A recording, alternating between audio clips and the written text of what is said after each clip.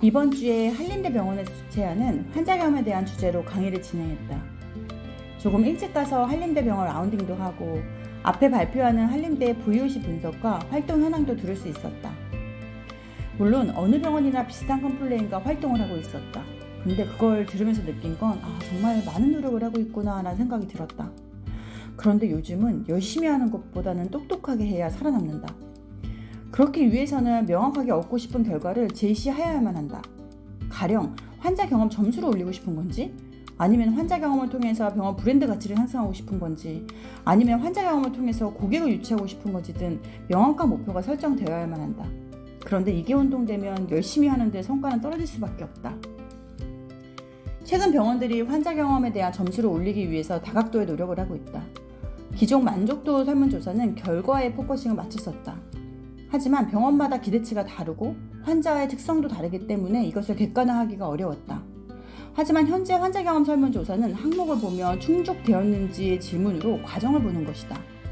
주로 인적 요인으로 간호사 영역에서는 존중을 받았는지, 아니면 설명을 잘 들었는지, 의사의 영역에서는 존중을 받았는지, 회진 시간의 정보를 제공받았는지 등의 질문이 있고, 투약 및 치료 과정에서는 설명을 잘 들었는지, 또 환자 권리 보장에서는 공평한 대우를 받았는지, 배려를 받았는지 이런 질문들이다. 하지만 환자들은 설문에 있어서 충분히 인지하고 대답하는 것이 아닐 것이다. 내가 존중이라는 것에 대한 기준이 어떤 것이며 설명을 들었는지, 들어도 내가 인지를 못한 것인지조차 관심이 없다. 다만 전반적인 서비스에 있어서 만족을 했다면 충족했다고 답변을 할 것이고, 만약에 충족했어도 불만족했다면 아마 부정적인 답변을 할 확률이 높다. 때문에 이 항목을 위한 점수를 올리고자 문항별 요령은 의미가 없다. 진정 환자 경험은 환자들이 우리 병원에서 어떤 경험을 하고 나갈지에 대한 객관화부터 돼야 된다. 충분히 설명을 했는데 왜 인지를 못했지? 충분히 배려를 했는데 왜 배려받지 못한다는 생각을 하지? 그 물음은 때로는 인적인 문제일 수도 있고 시스템의 문제일 수도 있다.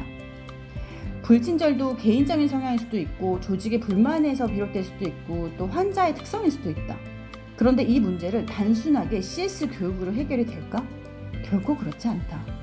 우리는 진짜 문제를 찾는 것부터 시작해야 된다. 그렇기 때문에 환자 경험을 시작하려면 다른 병원에서 무엇을 할지 보는 게 아니라 우리 병원의 환자들은 특성부터 분석하고 우리 병원의 컴플레인에 대한 세부 분석이 철저하게 된다면 그 다음은 우리가 무엇을 할지가 명확해질 것이다. 바닷빛을 담은 노래, 작은 나무 아래 기대